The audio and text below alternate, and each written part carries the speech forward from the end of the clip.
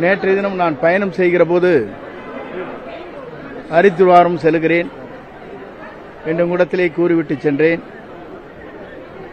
நான் டெல்லி சென்றவுடனேயே எனக்கு உள்துறை அமைச்சரை சந்திக்கின்ற ஒரு அனுமதி கொடுக்கப்பட்டது. அதன் மூலமாக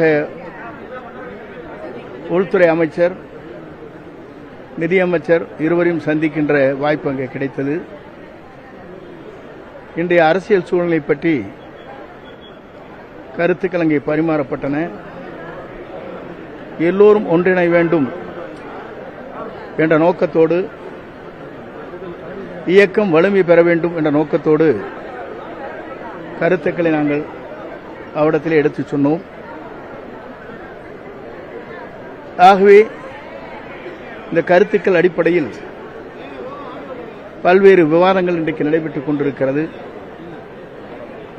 ஒவ்வொரு அரசியல் இருப்பவர்கள் அவர்களுக்கேற்ப தங்களுடைய விருப்பங்களை தெரிவித்து வருகிற இந்த நேரத்தில் ஒவ்வொருவருக்கும் ஜனநாயக உரிமை இருக்கிறது என்ற அடிப்படையில் தங்கள் கருத்துக்களை வெளிப்படுத்துவது, அவர்களுடைய உணர்வுகளை வெளிப்படுத்துவது என்பது உண்மையிலே வரவேற்கத்தக்க ஒன்று. அதேபோல் அங்கே உள்துறை அமைச்சரை சந்திக்கின்ற போது அங்கே ரயில்வே துறை அமைச்சர் அவர்கள் அங்கே வருகின்றார்கள். அவரிடத்தில் ஈரோட்டில் புறப்படுகிற நம்முடைய எக்ஸ்பிரஸ் ஏற்காடு அங்கே முதலில் இருந்த நேரம் 10 மணி அளவிலே புறப்பட்ட நேரம் ஒன்று. ஆனால் அது இப்போது முன்கூட்டியே செல்வதன் காரணமாக அங்கே பொதுமக்கள், வியாபாரிகள், மாணவர்கள் செல்வது கொஞ்சம் கடினமாக இருக்கிறது. காலை 3 மணி அளவிலேயே இங்கே சென்னை சென்று விடுகிறது.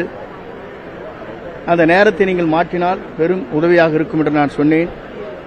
அப்போது அவர் உள்துறை அமைச்சர் அவருடைய லான்ச்சிலே இருக்கின்ற போது, தனியாக இருக்கின்ற போது அதை சொன்னவுடன் அதை குறிப்பிட்டு தாருங்கள் என்று சொன்னார்கள். அதை பரிசீலிப்பதாக சொன்னார்கள். மக்கள் பணி அனைத்தும் செய்வதற்கும், இயக்கம் வலிவு பெறுவதற்கும் உங்கள் அனைவரோடு ஒத்துழைப்போடு அந்த பணிகளை தொடர்ந்து ஆற்றுவேன் என்பதை மகிழ்ச்சியோடு தெரிவித்துக் கொள்கிறேன். நன்றி.